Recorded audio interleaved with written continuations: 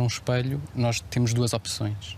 Ou vemos de frente, não é? E vemos a nós próprios, ou nós vemos num ângulo oblíquo, e quando vemos num ângulo oblíquo, nós vemos sempre coisas que estão ao nosso redor. Um dos fascínios com o espelho é esta coisa de vermos a realidade, mas de forma indireta. E, portanto, uma espécie de voyeurismo, mas em que uma pessoa se sente sempre protegida.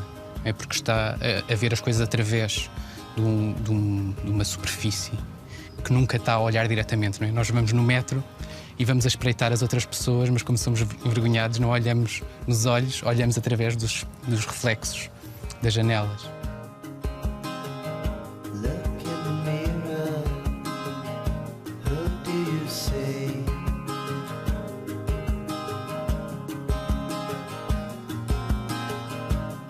A palavra espelho vem do latim speculum, do verbo specere, ver, olhar, contemplar. Se a palavra latina para vidro, specularium, significa o que permite ver através de si, speculum significa o que reflete o olhar de quem vê. Como a água reflete o olhar de quem vê. Antes do espelho como objeto, o espelho já existia na natureza, em superfícies de águas escuras e quietas, em lagos ou poças.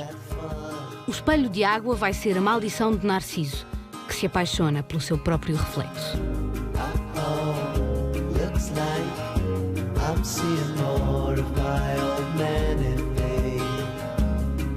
O espelho, como objeto, foi ganhando várias formas em pontos diferentes do mundo que exploraram vários materiais refletores.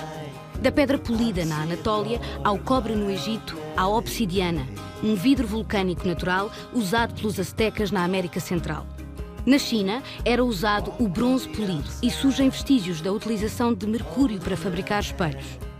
No século XI, produzem-se espelhos em vidro na Espanha Islâmica. Mas é só no século XVI que os espelhos começam a dar uma imagem cristalina, com o crescimento do vidro de Murano em Veneza. Os espelhos de Veneza tornaram-se extremamente procurados, sobretudo a partir do século XVI, pelas cortes europeias. E, portanto, em Veneza formou-se uma corporação, porque, como sabemos, os vidreiros em Murano eram uma corporação fortíssima e que depois tinha vários ramos. E o ramo dos specchieri era um ramo que se tornou bastante importante.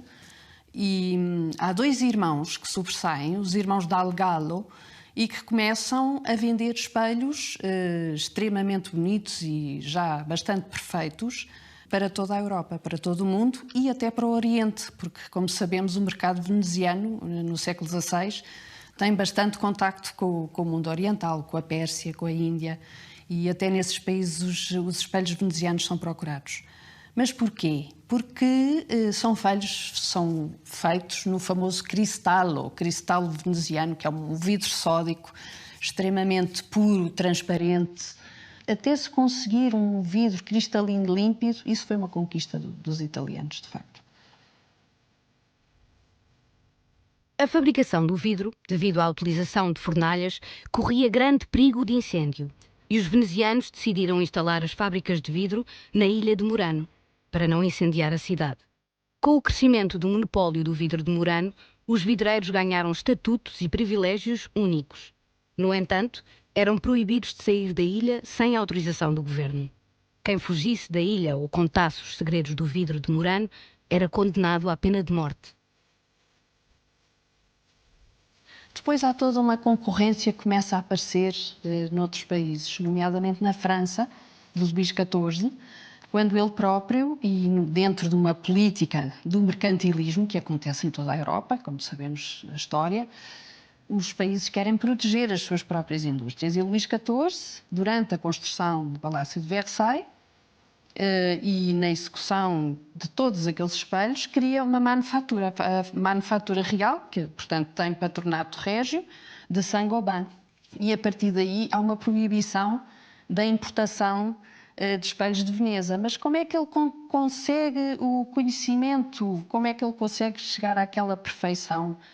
Como é que os vidreiros de Saint-Gobain conseguem reproduzir os espelhos tal como são feitos em Veneza? Porque há toda uma espionagem paralela. O rei manda emissários para Veneza contratar vidreiros venezianos que passam os seus conhecimentos aos vidreiros franceses.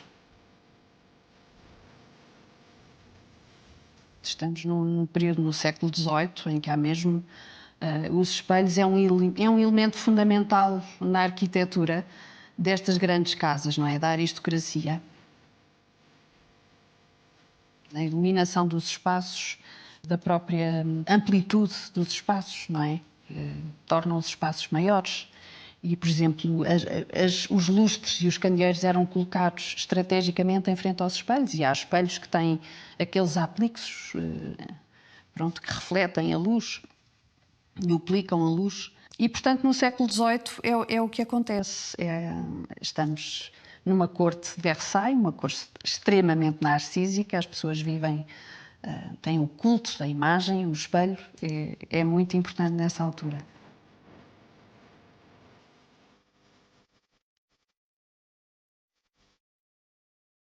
Depois cria-se uma moda dos chamados cabinets de glace, e essas salas serão reproduzidas em vários palácios europeus. Aqui no Palácio Nacional de Queluz, que foi já mais tardiamente, já no século XVIII, sob traça do Jean-Baptiste Robillon, que era um discípulo do Thomas Germain, mas o Robillon fará mais ou menos uma réplica, claro, numa dimensão, numa escala mais reduzida, da Sala dos Espelhos de Versailles.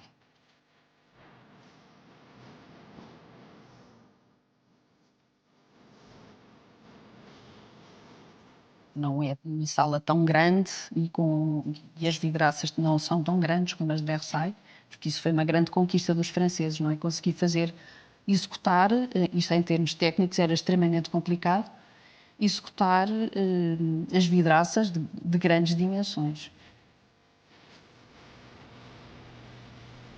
O espelho permite ver-nos de fora. Vemos o que não conseguimos ver.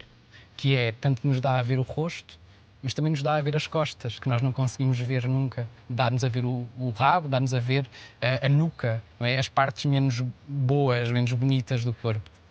E é curioso que a grande divulgação dos espelhos na Europa, que é uma coisa do início do século XIX, assim, massivamente, está muito próximo do aparecimento na medicina de um termo, de um médico inglês que é o Sherrington, que é a propriocepção. Este termo é, no fundo, uma espécie de um sexto sentido, se quisermos pôr assim, que é a combinação dos outros sentidos. Tanto a forma como nós lidamos com o tato, com a consciência dos movimentos do próprio corpo, das articulações, mas também o equilíbrio do sistema vestibular, e há esta consciência de que eu consigo, sem ver, tocar no meu ombro porque eu sei onde é que ele está. Não é? Conhecer os próprios limites do corpo e antecipar os movimentos, não é? Conseguir dançar, conseguir andar. Isto é resultado desta coisa que o Sherrington cunhou de propriocepção. Nós, quando nascemos, temos sempre uma visão de nós próprios fragmentada, enquanto não reconhecemos a imagem ao espelho, porque vemos um braço, um pé, não é?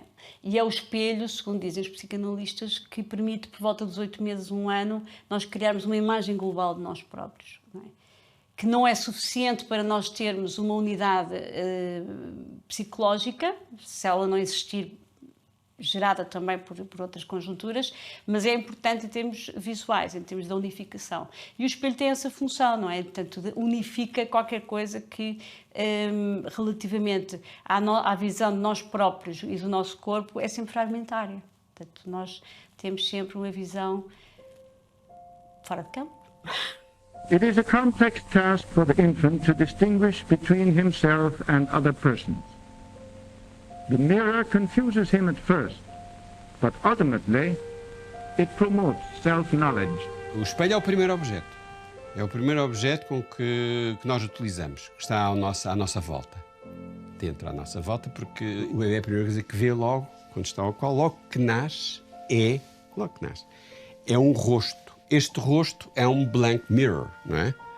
Porque ele não consegue.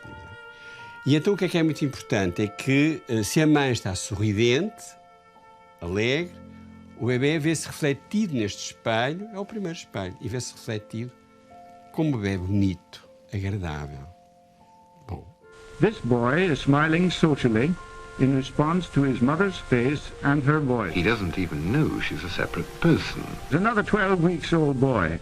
The mother's face fascinates him, but so does his own hand.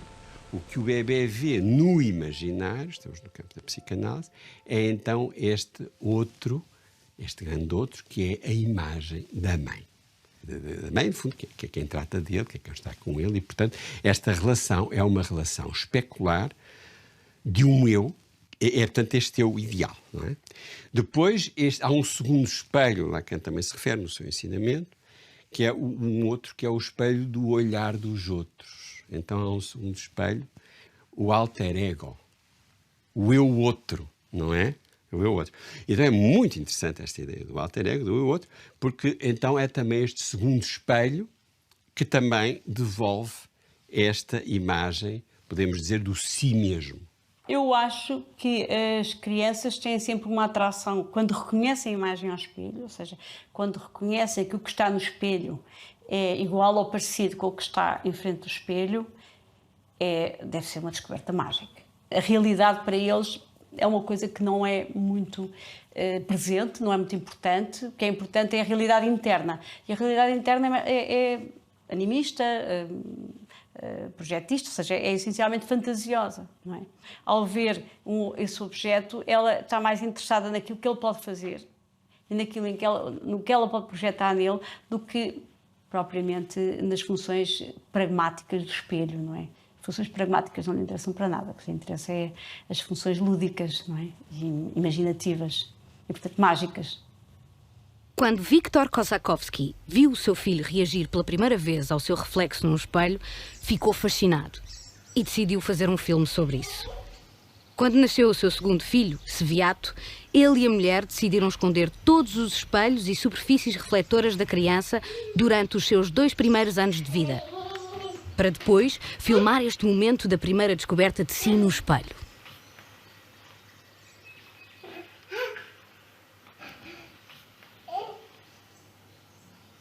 Os meninos pequeninos, quando se relacionam com os brinquedos, na fase em que aquele menino está, cheiram, saboreiam, mexem. Então a criança explora. Não sei se repara com o espelho. Porquê? Porque aquele objeto, naquela fase, a criança está muito na fase depois dos 15 meses, que é o eu e o não eu. Esta questão do eu e não eu. Então os objetos que estão ali com aquela criança são eu. O espelho não é. Então ele tem que testar o espelho, tem que experimentar, testar, não sei o quê.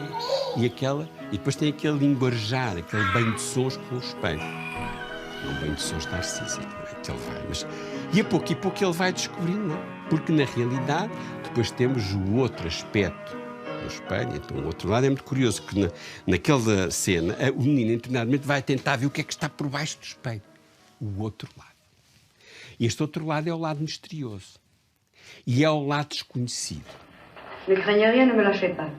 Este outro lado é o inconsciente da psicanálise. É aquilo que está, no fundo, no inconsciente, que não temos, mas que nos atormenta, perturba, assusta, inquieta e que nós também vemos refletido no espelho. E é esse outro lado do espelho, não é? Esse outro lado do espelho da Alice Carroll, não é? Que nós conhecemos mais, que no outro lado do espelho introduz o outro lado, o lado fantasmagórico, aquele lado que levanta, que assusta, embora ele depois resolva aquilo de maneira topológica e interessante. Mas o outro lado é sempre este lado inquietante, não é?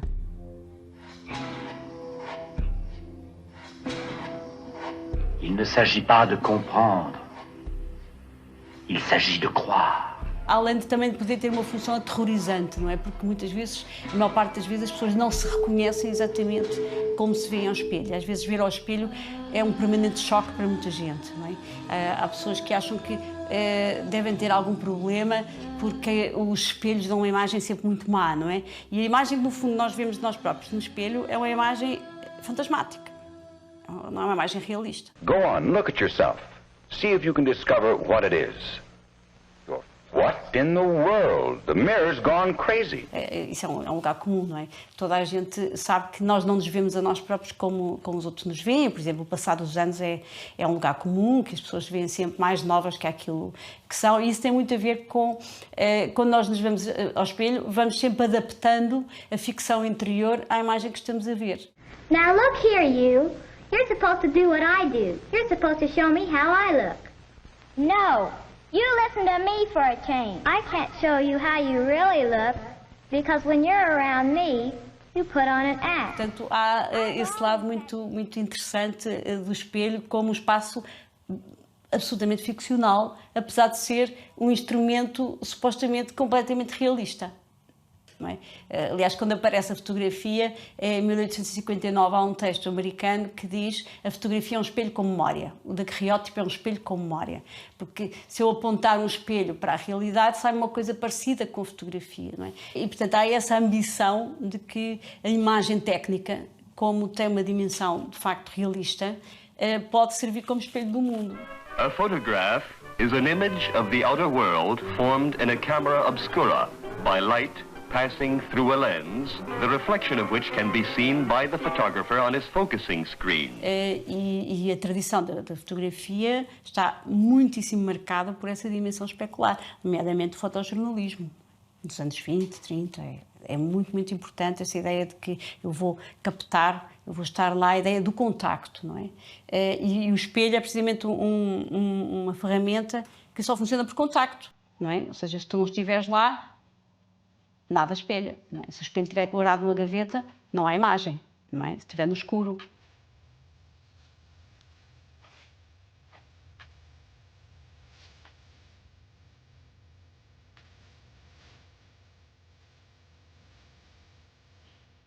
Conhecemos a nossa imagem, vemo-la todos os dias no espelho.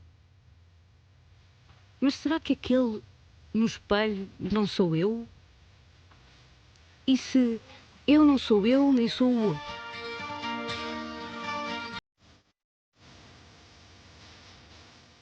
Com a Revolução Industrial do século XIX, começam-se a produzir espelhos de grandes dimensões. O espelho começa a ser um objeto comum nos cafés parisienses, que serão imitados um pouco por todo o mundo. O espelho começa também a entrar na casa das pessoas, nos roupeiros, nos psichés. Deixa de ser um objeto de luxo e assiste-se a uma democratização do narcisismo.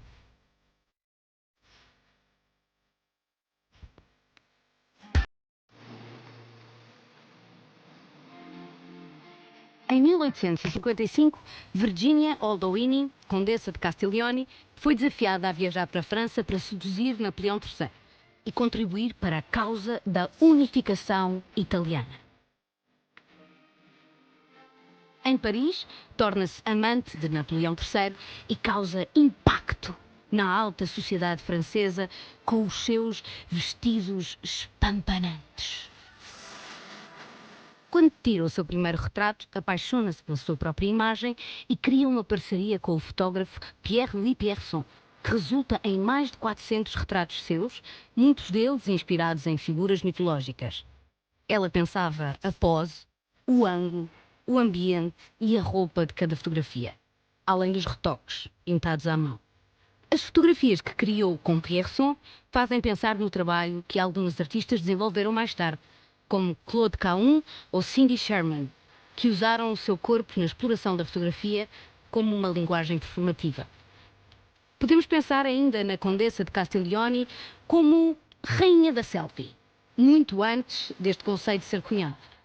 A sua relação com o espelho, no entanto, acabaria por ser trágica.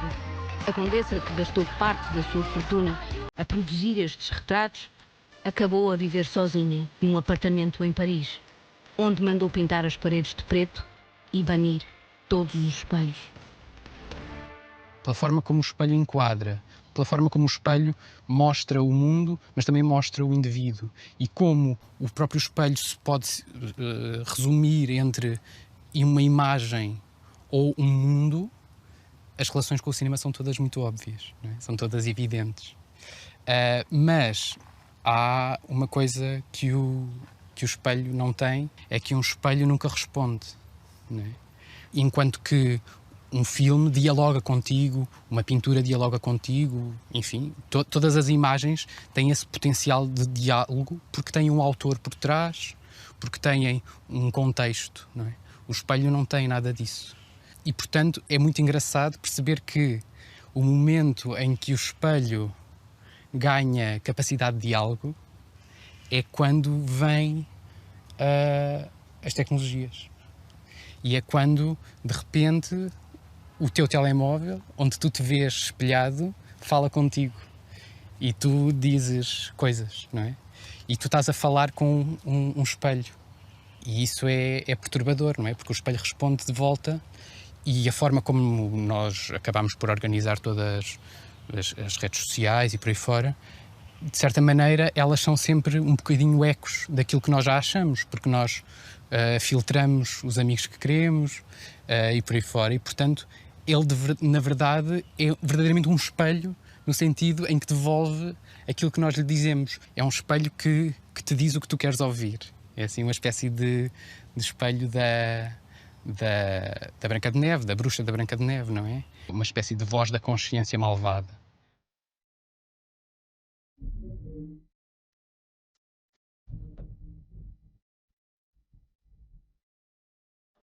Funciona um bocadinho como um espelho, mas este espelho, além de tu te veres a ti, também vês as restantes pessoas. Ou seja, é muito fácil uma pessoa comparar-se e é um desafio constante, não é? No fundo, aquilo que tu fazes nas redes sociais é consumir o conteúdo das outras pessoas e, além disso, as outras pessoas também são livres de darem a sua opinião. A minha relação com o espelho não foi uma relação linear. Eu sempre fui uma criança gordinha, sempre tive excesso de peso, sofri bastante bullying na escola e a relação com o espelho não era todo fácil por causa disso.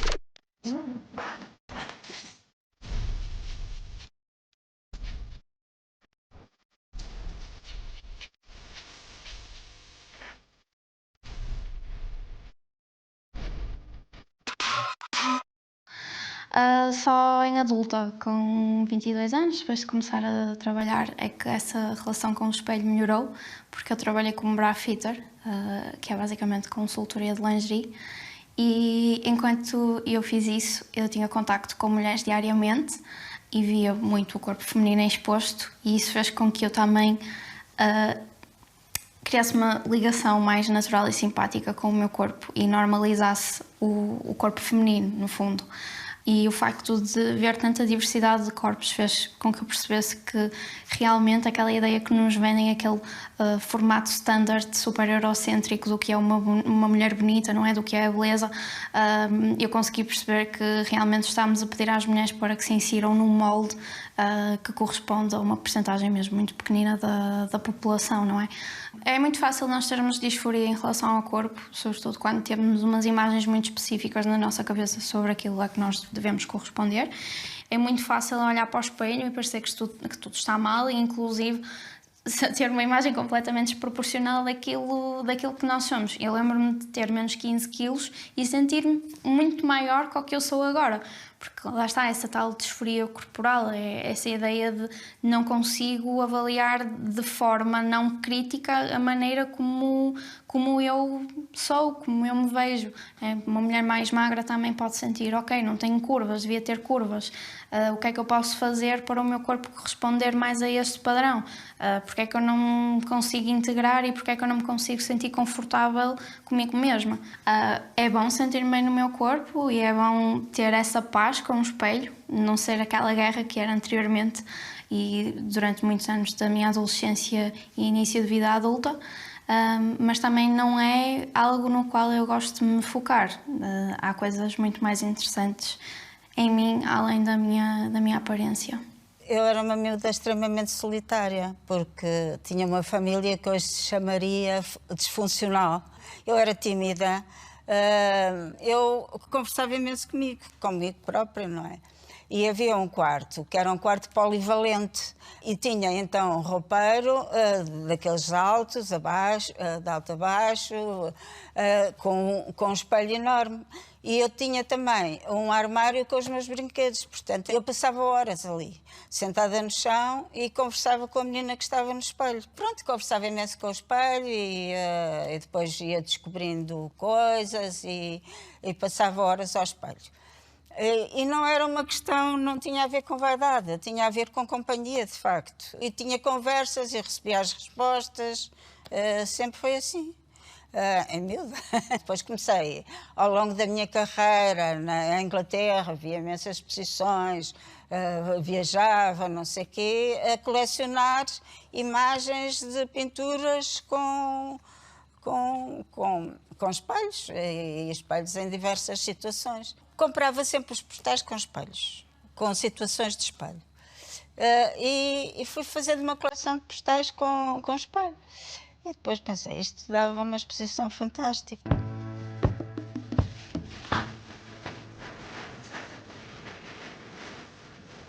Em 2018, a Fundação Carlos Gulbenkian mostra a exposição Do Outro Lado do Espelho, com curadoria de Maria Rosa Figueiredo, em colaboração com Leonor Nazaré.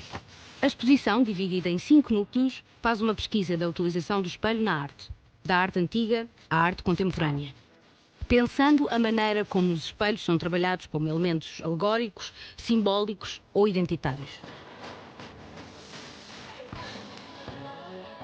Portanto, o primeiro, quem sou eu, o espelho identitário. Depois íamos para o seguinte, que era o espelho alegórico, porque o espelho, finalmente, representa, é incluído nas mais variadas alegorias. Não é só na vaidade, imensas alegorias de diversas. Depois o terceiro era a mulher em frente ao espelho, portanto as reações da mulher, que é normalmente a projeção do desejo. E por fim o espelho masculino, que é sobretudo autorretratos e não é a vaidade, de certa maneira também é vaidade, não é? Do seu saber, da sua importância.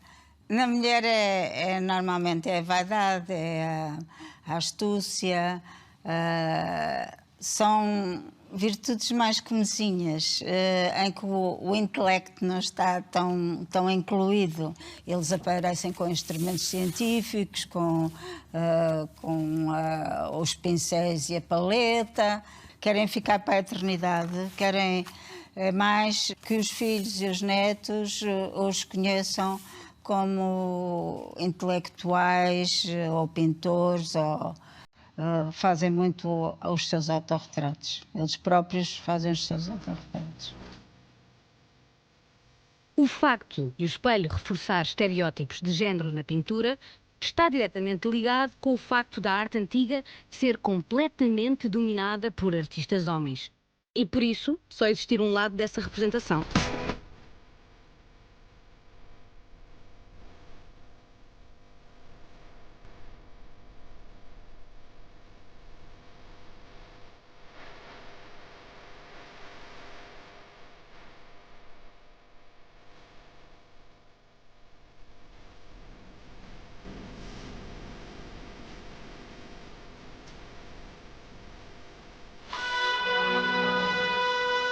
O espelho é uma espécie de extensor do olhar, não é? Se juntarmos o espelho à fantasia, de repente ele está a deixar ver coisas que a própria fantasia não deixava ver. E por isso é que, narrativamente, na história das narrativas, o espelho é tão recorrente. A série Black Mirror, que pega neste conceito de vamos pensar o que é o futuro através de um espelho negro, não é? Mas a ideia da série, se quisermos pôr assim, passa muito por esta ideia, por esta vontade de, partindo do que nós sabemos agora, ou seja, como se o feixe de luz que nós vamos refletir partisse do presente, se refletisse num espelho tecnológico e fosse dar uma imagem do futuro. E essa imagem do futuro surge-nos sempre na medida da nossa capacidade de adivinhá-las. Mas surge muitas vezes corrompida, tanto porque o futuro é digital e, portanto, a forma de deformação é sempre corromper, mas é também porque os telemóveis, toda a gente estão sempre partidos, um futuro quebradiço. Ou seja, é uma espécie de utopia invertida, mas que está sempre na vertigem do desmoronamento. É o futuro que nós conseguimos ver a partir do espelho que nós temos agora. É uma espécie de processo de dar corpo aos medos, dar imagens aos medos e, de certa maneira, aliviá-los. Toda a ficção científica parte de um veio conservador, cheio de medo, não é? Toda a ficção científica, desde sempre, tem esta coisa de ai, as coisas estão a mudar e isto assusta-me, não é? E, portanto, os reflexos são sempre reflexos desses receios, dessas coisas que nos afligem, não é? O que é que vai acontecer amanhã? E nós estamos constantemente à procura de imagens para isso. E espelhos que reflitam o futuro, ou que deem imagens do futuro, são ótimas ferramentas para inventar o que vem aí, para nos tranquilizar.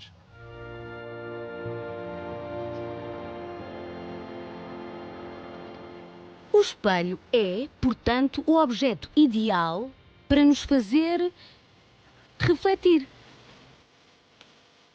Porque nos vemos refletidos e pensamos sobre isso, e porque vemos o mundo refletido e refletimos sobre isso.